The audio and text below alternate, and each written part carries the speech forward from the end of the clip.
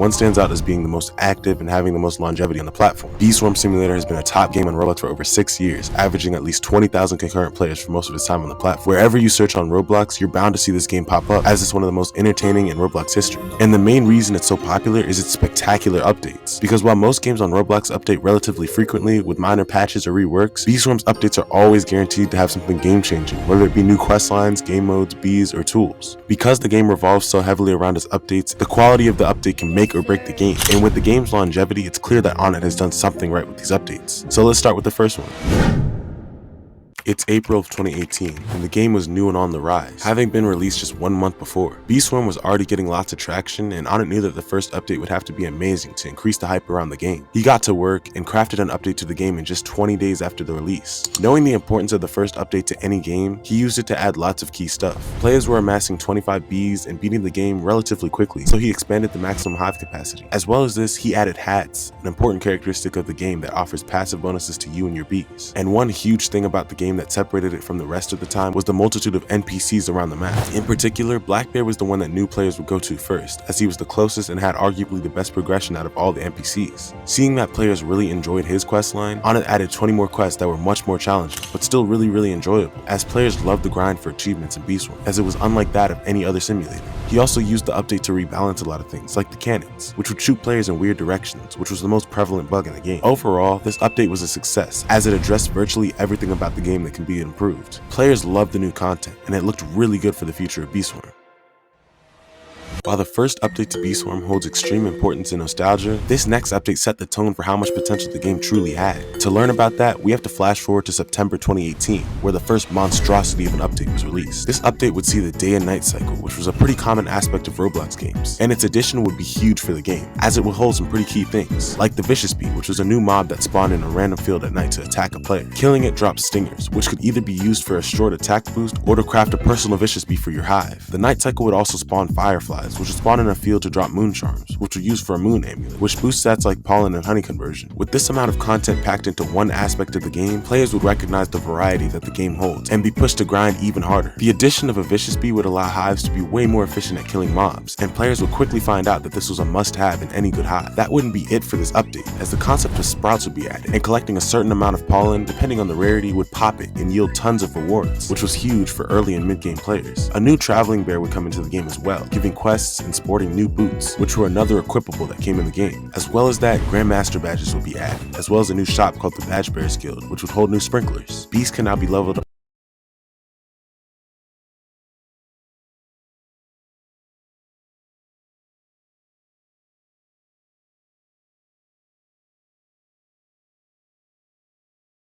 all the way to 15, which makes killing mobs and collecting pollen way easier. This combined with the new wealth clock made players stay in the game for much longer, as there's now motivation to do so. Sprinklers made the boosting capability much higher and allowed for much easier grinding. Above all, this gave endgame players much more to do. It made it extremely hard to get bored compared to other simulators at the time, therefore solidifying the game as a top contender to be the future of Roblox. But one thing that virtually every popular Roblox game has is a holiday update, as more people are off of school and the time people have to play is at an all-time high. And as Christmas rolls around in our timeline, this leads us to the third heavenly update.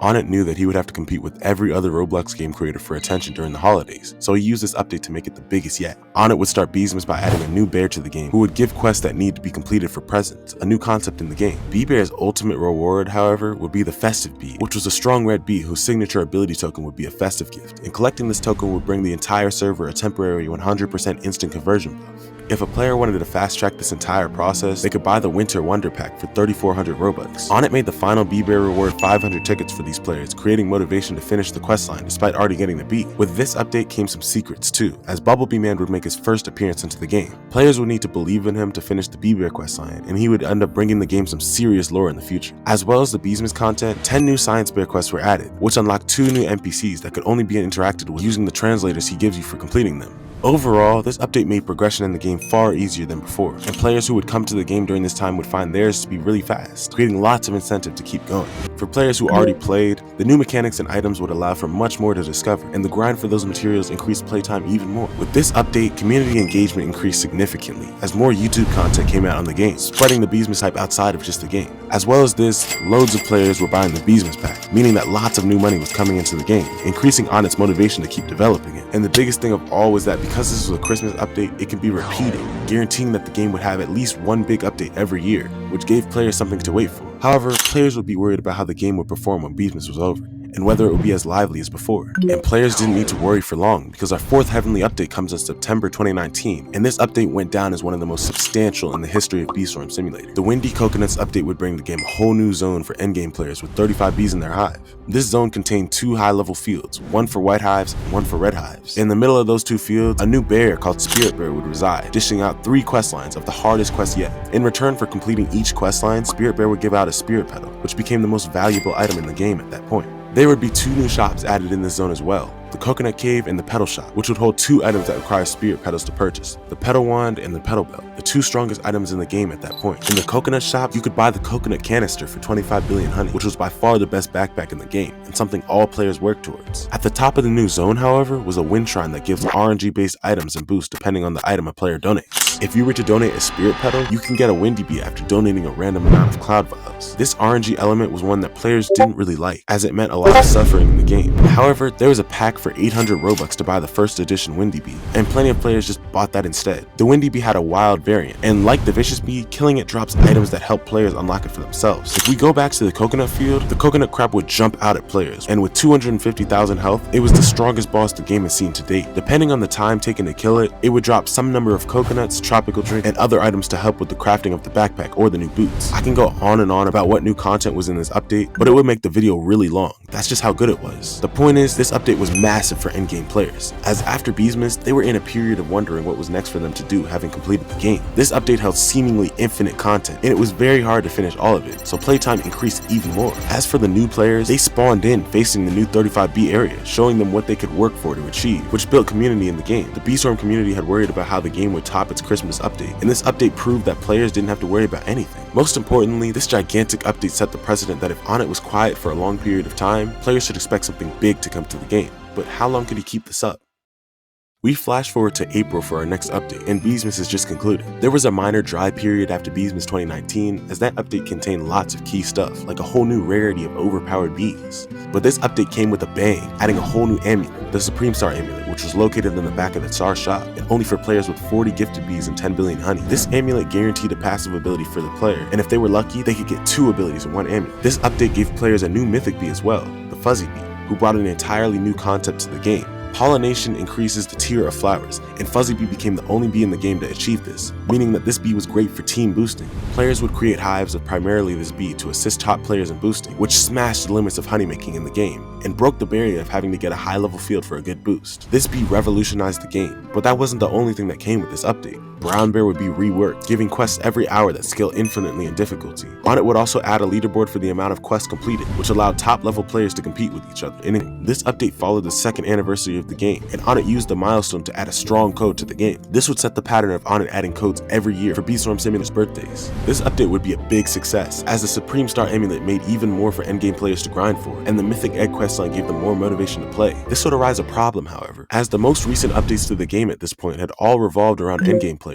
who had finished the game and were bored. This means new players were thrown into the game feeling overwhelmed by all of the things they had to do, causing many players to... Yeah, that's a problem. Good thing the next update is...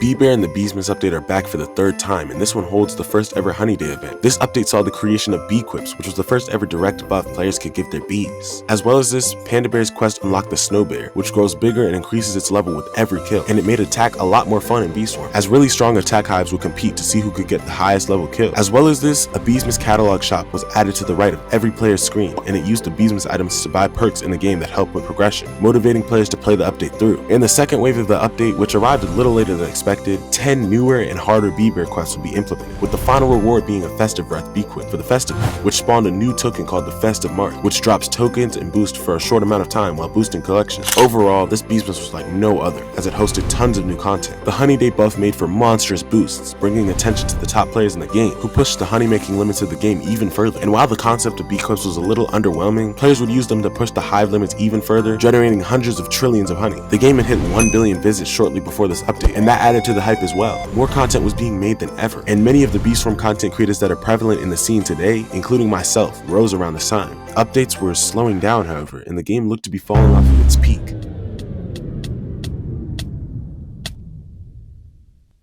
Over the next 3 years, there would be 2 Beastmases and no actual updates to the game outside of the event. RNG-based quests and items kept popping in the game, and players began to grow animosity towards Beastform because of how luck-based it was becoming. The community kept pressuring on it to keep making big updates, but he was a solo developer, and despite working as hard as he couldn't keep up with the community's needs. Updates slowly dwindled down, Beastmases became less exciting, and endgame players got bored, as there wasn't much to do in the game. Even the top player began to fall off the leaderboard, announcing his retirement from pushing in early 2024, shortly after hitting 100 quadrillion all-time honey. This happened in the heat of a year-long dry period, as the pressure from the community got to on it, and he stopped working to focus on his own life. There was no 2023-24 Beastmas. The yearly update cycle was broken.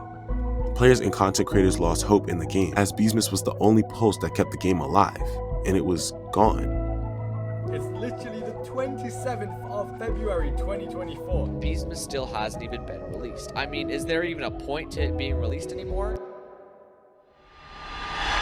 And when the world needed him most, he returned. With all of the pressure of a schedule gone now, Onnit had the freedom to update the game whenever he wanted. And feeling rested from his long break, he would release Beastmas in the summer of 2024 after a 1.5 year long wait. About a month before this, Beastworm had participated in a Roblox Classic event, adding a minigame where players must defeat slime mobs and zombies. This new content brought players back together and restored a little bit of the light the game once had. On top of that, a new concept was added to the game in stickers, which were more RNG based, but it was still satisfying to see that Onnit was working on at least something. A small issue is that all of the higher level Beastmas quests require really rare stickers to complete, and players don't even get to keep them when they complete it, which drove many players to go as far as to say that this was the worst update the game has ever seen. But the reason that this is the 7th Heavenly update is because this one brought all of the light that Beastform once had back, and the community came back together to experience it. Because the update takes place in summer, more players are available to play all day now. This update broke the cycle of scheduled updates in the winter, and kind of brings back the authenticity that Beastform once had, back when Onnit didn't even know when or what his next update would be, and was just going with the flow. And although this update wasn't the most perfect one, it still gave the Beastform player base hope that the game is still alive. So while Beastform hasn't had the most consistent update schedule, the ongoing pattern of every update being full of content and new mechanics has kept the game on top of the list for over half a decade. The patience and persistence of the Beastform Simulator YouTube community and player base is what allowed hype to remain around the game for as long as it has. And without all of us, the game would never have reached the levels of success it did.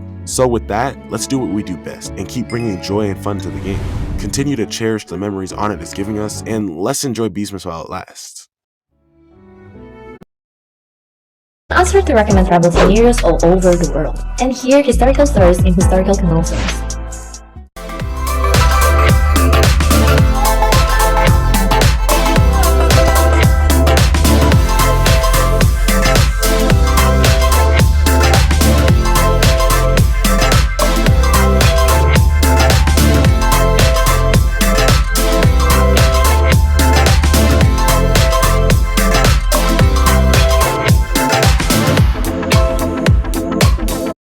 So the Beastworm Simulator test room is a very, very interesting place. It's a version of the game where everything is possible, and complete noobs like me can get absolutely freaking stacked and experience the game as one of the top players. The things you can do in the test room are seemingly endless, so it would be pretty understandable that I would want to play there while waiting for the main game to update. But I didn't come in there just to goof around. Nah, I came in there with a mission, and that mission was to beat a world record. Let me explain. So most of you probably know about Blackbear, usually the first NPC you interact with when you join the game, and he gives you quests ranging from novice level to pretty dang hard. However, the capabilities of the test room allow you to finish these pretty easily, and a certain YouTuber took advantage of that and made his own speedrun. Now I watched his attempts, and he was able to get down to a sub 45-minute completion of all the quests. That's ridiculous. But I thought of some big things he didn't do that were game changing, and I'll show those later. But before I started, I realized that there was a huge problem. At the time of the speedrun, the hive limit was 75 Bs because of lag testing, and since then, Onnit lowered it to 50 in the test room to match the main game, and obviously because of the name of the game, bees are a huge part in progressing and collecting pollen. falling fast, so this was definitely an issue. But I decided that if I was going to have 25 less bees, I would put the absolute best possible bees into the slots that I did have, which is what I tried to do in my first attempt. But I quickly realized that taking my sweet time selecting each and every bee would not be the most optimal strat if I was going for speed. Well into the 2-minute mark, I was still finishing getting my first 25 bees, and then I tried to use the cannon, which didn't work out because I needed 25 bee types, not just bees. So after using a couple star eggs, I finally unlocked the cannon to go to the mountaintop. And for whatever reason, I only crafted the hat and boots so I could run fast and look cool. This meant I had to kill the coconut crab to get an actual backpack, and as you can imagine, it was not very efficient. So by the time I was even ready to start the questline, it had already been 8 minutes and 23 seconds. At this point in the world record attempt, Yarix is already on the 10th quest. But of course, those quests were really easy, and I was quick with them too. 2 minutes later, I was on the same quest, so I did that and finished the rest of the gold egg questline. It took me over 12 minutes to finish the first 2 questlines in comparison to Yarix's 9 minutes and 48 seconds. I had my work cut out for me, and it didn't help that the quests were only going to get harder, so I had to really start focusing. Throughout these quests, I would occasionally have to go to a field that's really far from spawn, like the pineapple patch, but that's where my whirligigs came into play, so I kept them in slot 3 and used them whenever I got far. Now, one thing I failed to realize on this run was that I could have been using my star saw the entire time, which would have not only saved so many seconds of running into the field and manually collecting, but it would have made the harder quests so much easier to do. On later attempts, I did end up doing this, and that cut my time down dramatically. So fast forward to the 19-minute mark, and I had just claimed Quest of Legends, which was the final quest before the Diamond Egg. After this was complete, I would only have 2 more quest lines at 20 each before the speedrun was complete. But now it was time for the real challenge to begin. For the first couple of quests in the Star Egg quest line, it was easy, but the thing I realized is that the later quests make you move around a lot more, and just about every quest I found myself using the cannon and having to travel to some field, which ate up a lot of my time. On top of that, whirligigs have a 3-minute cooldown, even in the test room, so I had to be selective about which quests were worth using it and which ones I could just use the cannon for. Also, a strategy that I was using was switching my collector every time I got a specific color theme quest, which would have been an okay strategy if I didn't keep forgetting to switch it back. I was doing pretty well, however, and at the 20-minute mark, I had finished Pollen Fetcher 5, which is a big one, and it meant I only had 11 quests left in the quest line. Yep, 11 quests left.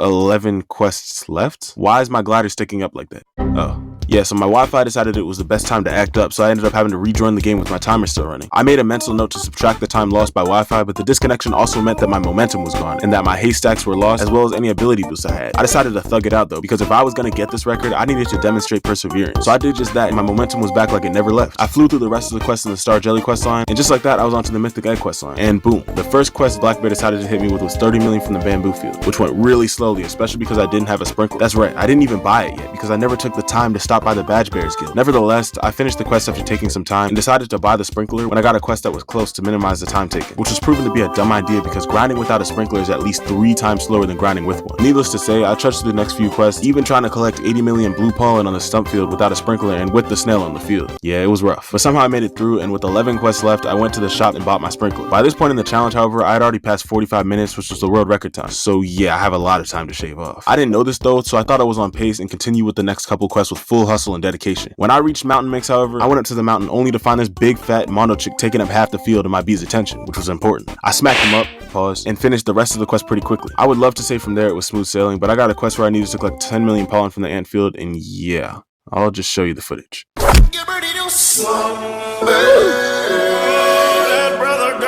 Quest ain't called You Blew It for no reason. The run just fell apart from there, so I'll skip to the end where I had to conquer this monstrosity of a last quest, and it was terrible. It took a significant amount of time in the quest line, and it just seemed endless. However, I was using one strategy towards the end of the quest: loaded dice. Loaded dice boost 3 random fields by 300%, and if you use one while standing in a certain field, that field will have a 25% chance of being boosted. If you use another, that chance goes up to 50, another one brings it to 75, and so on. The big problem is that loaded dice don't get added to your inventory when you claim all items at the beginning of the game, so that meant I had to manually craft the dice. So shortly into the hour mark, I handcrafted 18 of them, which I proceeded to use for the rest of the challenge. So flash forward again, and it took me over 7 minutes to finish the last quest. Once I did, I immediately whirligigged and spam clicked.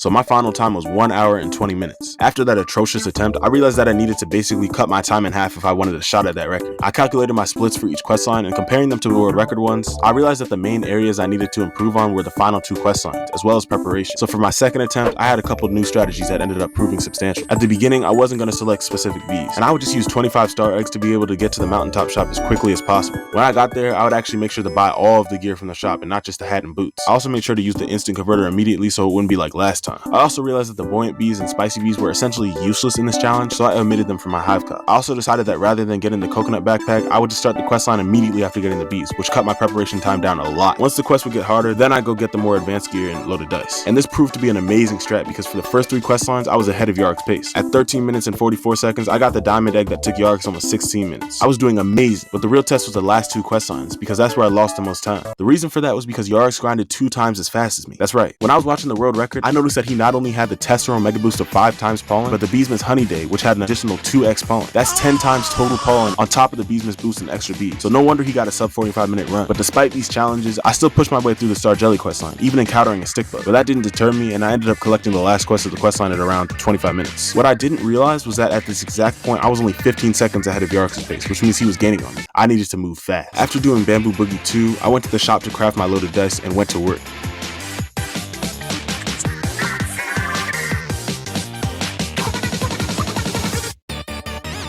Then came Mountain Mix, and that same Mondo chick was on the field. But something about this being the second time around ignited a fire in my bees, and they killed him way faster than last time, which didn't even matter because I ended up finishing the pollen in 15 seconds. And this time around, I made sure not to die while collecting from the ant field, so I kept my whirligig and used it to escape the challenge. During the 6th to last quest, I realized that I could use something powerful to boost me even more, a Festive Bee. These provide 100% instant conversion, 2 times conversion rate, 2 times bee move speed, and 1.5 times pollen. That is OP. So I popped it in the stump field and found immediate results, and it carried my late challenge pollen collection, leading me to completing the next 2 quests in 2 minutes. Then came a quest based in the coconut field, and I needed to kill the crab. And that same fire was in my bees' eyes because they absolutely demolished it, leading me to complete the quest really quickly. And then there were 2. So I did boss battles in under a minute and then got to the big drop of all the quests. And it definitely halted my progress to a stop because it took me an entire 7 minutes to complete. Despite me using all my loaded dice to decide which fields to ground on, it took forever to get 50 million pollen from all fields, as well as an extra 2 billion pollen. Every time I thought I'd finished the fields, I'd scroll down and another one would be incomplete. It felt endless. Like I was so tired of it by the time I was finishing the blue pollen. Then I saw that I had to go all the way back up to mountaintop and I was done. I even forgot to whirligig because of how stressed I was. Almost solely because of this, my final time was 53 minutes and 22 seconds.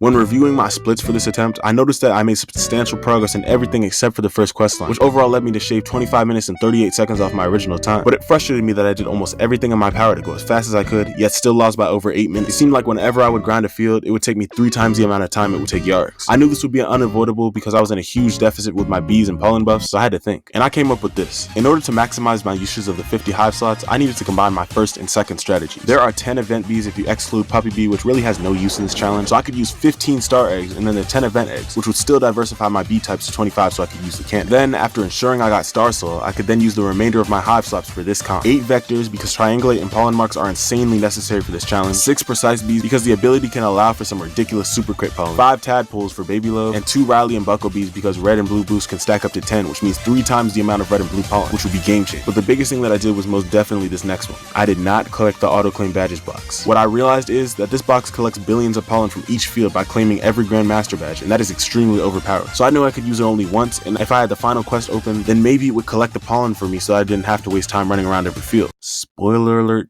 I'll just let you see what happens. The only downside to this is that there are things that I've been using that require badges, like the Gummy Bee layer and the Badge Bears Guild, which meant that I couldn't craft any loaded dice until much later in this challenge. Fortunately, I only needed the Hotshot badge to talk to Gummy Bee and get my mask and boots, so I grinded very briefly in the Dandelion field and sprinted to get those. Oh, and I didn't have to worry about loaded dice for a while because one of the test ROM codes gives 30, which would be enough to keep me until I got the badges required to craft them. Now that's thinking. Another cool thing I realized I could do was utilize the meteors. Meteors collect pollen from 3 fields at a time, and they collect a lot. So by activating them and then starting the questline, this minimized travel by a lot, and this combined with my Star Saw ultimately allowed me to finish the first 2 questlines with 38 seconds to spare off of my last attempt. More importantly, I did them more than 90 seconds faster than Yarks. This was an amazing start, and I intended just that. My goal was to save as much time during the first 3 questlines and then hold on for dear life for the final 2 before claiming the badges. I believe that approach would be the most effective for getting a shot at the world record. So it was time for questline 3 and I was on a roll. Quest after quest, it felt like I was doing them instantly. I got done with the final quest at 14 minutes and 30 seconds, which was still 90 seconds off Yark's pace. But I knew that these last 2 questlines would be the ones where he would come back quickly, so I needed to hold on.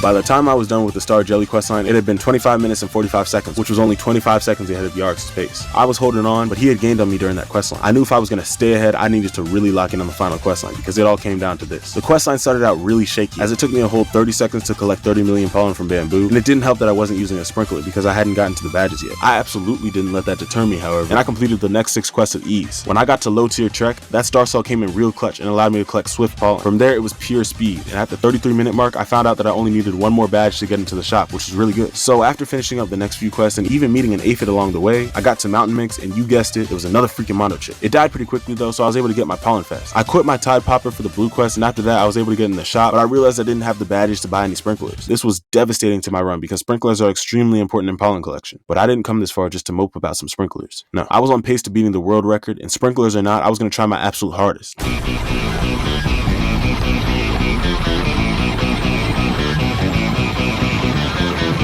I was cutting it extremely close to the time, and I needed to make some big moves if I was going to get this record. Red Delicacy, done. Boss battles, I wish I could say this quest was done quickly, but it took a long time to get Stumpfield Pollen, as it always did. Nevertheless, I finished it and claimed the dreaded last quest. I made a beeline for the badge claim, and good news, it did complete the majority of the quest, which saved me all of the running around. However, it did not complete the billion red and blue pollen or the mountaintop field pollen, so I had to do those, which took 40 seconds. So I rushed to claim it, and the moment of truth had arrived. I got a 49.43, which was still 4 minutes off the world record, but as far as I've researched, that got me a second place medal because all of Yarg's runs were slower than that time except for the world record. So I humbly hold this L, but I'm proud of myself for at least cutting my initial time in half. Almost. And I truly believe that this was the best time I could possibly put up, but come Beesmas, I'm coming for you, Yargs.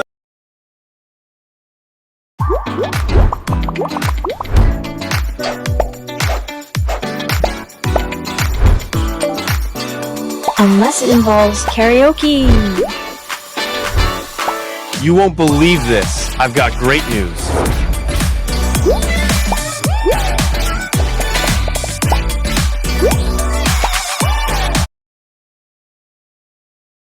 This is my store in Retail Tycoon 2, and right now, it's a cheap, dirty place. But I had some big ambitions. How fast can I go from this all the way to $100 million?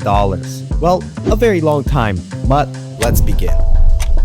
I created a new save for my store and named it Habibi Co. I then chose a plot for it, and I didn't like this color, so I'm just gonna choose a better one. Much better, but anyways, we have a very long way to go, and this tiny little starter store just isn't gonna cut it. It's very small and very expensive, so I'm gonna delete everything to get all my money back.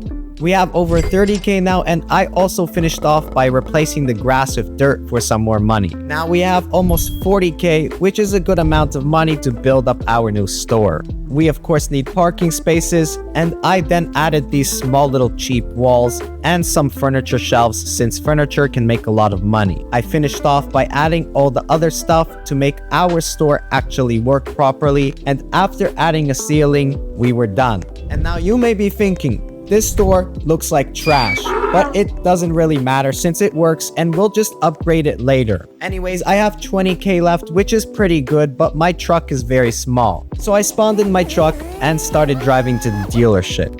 I decided to buy this van for $10,000 since it can hold more stuff and also because furniture takes up a lot of space. I sold my previous truck to get some money back, and now let's go to the loading dock to get our furniture. There's so many items to choose from, and furniture has some very good prices. So I just bought a ton and loaded it up into my truck. Now we can go back to the store, but I forgot another thing, which was our unloading dock. Don't worry though, I quickly added it, and now I can unload my furniture. Now all we gotta do is stock up our shelves with all that furniture. And now that we're all done, I finished off by hiring a janitor and opening my store up. And oh yeah, our customers started buying everything. Well, not really. And I got tired of being a cashier. So I hired a cashier and restocker for some more automation. Now since my hands are more free, I can focus more on my store. So I went to deliver more furniture a couple times. Very, very nice. We have some more money, so I bought a finance desk and hired a worker for it. Now, cheap and poor customers who don't have enough money to buy stuff can get a loan for it. This guy, for some reason, didn't get a loan though, but I think it's just because he's too poor. Oh my god. We're very far from our goal, so I'm gonna start grinding a little bit for some more money.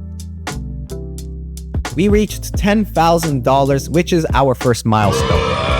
I wanted some more automation, so I placed a driveway for my delivery truck and I hired a truck driver to do the job for me instead. I used the extra money to buy a bunch more furniture, and now I'm gonna AFK for a little while.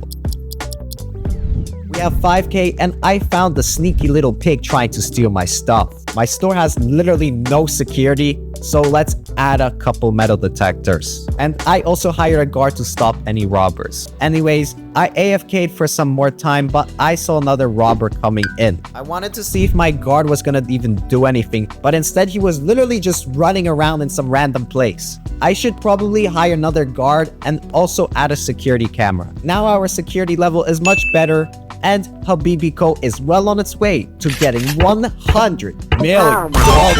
So let's AFK for 10 more minutes. I have some more money now, so I used most of it to buy even more furniture. My store is looking kinda ugly, so I'm gonna invest some money in a new concrete floor, and I also added 2 balls as decorations. I'm gonna add some windows and walls later on when I have enough money, but aside from that, I walked all the way back to the dealership and decided that I'm gonna save up for this bigger truck that costs 30k. So let's AFK for some time. But then all of a sudden I saw this guy. Got the hell out of my store! Every time I play a game, this guy shows up and does the exact same thing every single time. I can't lie though, he had a very beautiful store. You have a stupid... Your store looks like a donkey hall.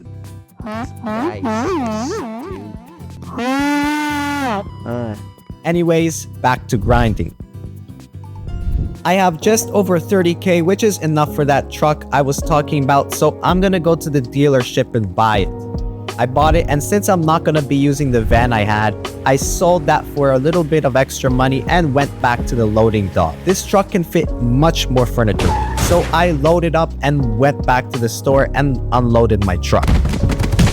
Very nice. My truck was only partially unloaded, and I checked my inventory to find myself having literally no inventory space left. So let's add a few more storage shelves. That should be good, and now my truck can fully unload. I went back into build mode and forgot that metal detectors badly affect our decoration levels. So I added a couple plants and decorations. That should help out our rating more and stop our customers from complaining. But I still need more money to build the walls and windows. So let's save up. This should be enough money, so I got a sliding door and placed it down. I also added a few windows instead of those little walls and continued making my store look better. But then I had negative money. Oh no. Anyways, I finished up and now our store is looking more polished. So let's AFK for a couple hours. It's been 2 hours and I now have 140k. This store is quite small and I think now would be a good time to finally upgrade. So I deleted everything I have, and now that that's all done, we can start focusing on our next store. I don't really like how everything's white though, so let me just quickly rejoin and now we're good. So I went into build mode and placed some parking spaces. That should be enough, and I'm gonna start placing some doors and windows for our exterior. I also added some floors, a roof, and a bunch of other stuff. And now the exterior is mostly complete, so we can start working on the decorations. Our 100k store is almost finished. Oh my god. And it's looking pretty good. But we still gotta build the interior and place all the shelves, so I'm gonna quickly do that too. I placed down some cargo shelves for some more storage and started working on all the other inside stuff like shelves and finance desks. Now the store is actually finished and it looks so beautiful. Oh yeah! We also had exactly 60k left, which is pretty cool.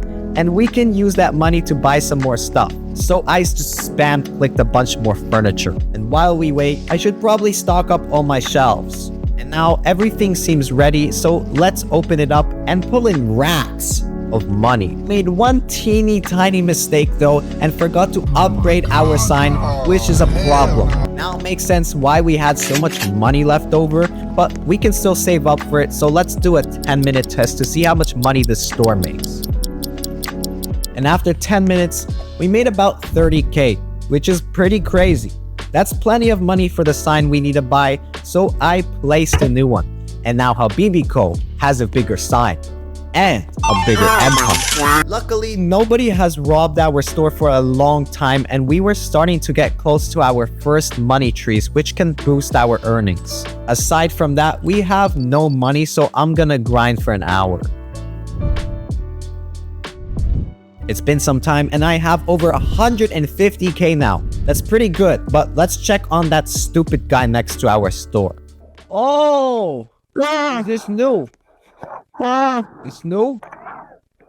What are you, like, stupid or unwrapped holiday deals here on Shopee. Check out with up to 99% off plus free shipping voucher. Celebrate the holidays with our amazing deals. Merry Shopee Christmas! Download Shopee now.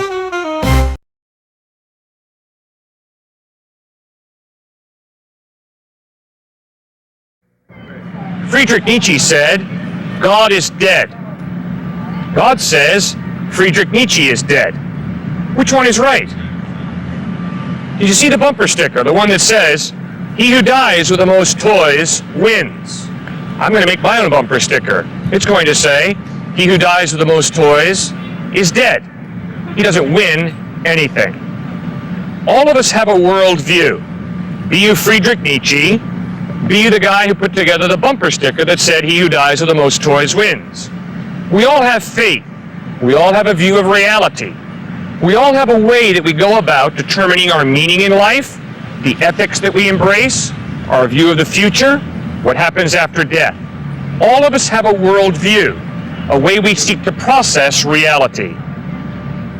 One of the main reasons that I trust Jesus Christ is because his view of reality rings true in my experience in life. Jesus insists that the innate drive that you and I have for meaning in life is there because God created us for a purpose. You and I are not simply accidental collocations of atoms. You and I are human beings created by God for a purpose. That is why all of us have this innate drive to understand the purpose of our lives.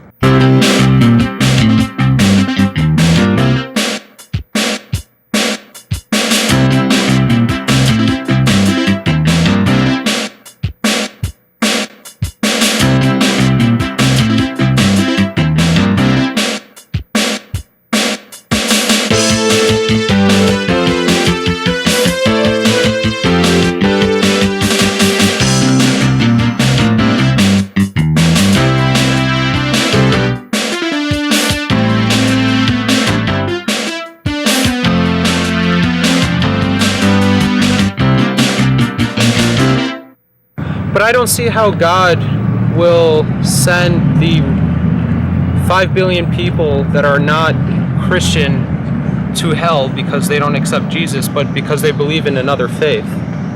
How is that? I don't know how. I mean, I don't see how God is just if that's what's going to happen. That's what you're going on. Hell is the natural outworking of my will be done. I think I know what the theme song of hell will be. I did it my way. God says, you go ahead and do it your way for eternity. I will not interfere. But that's saying that the only way you can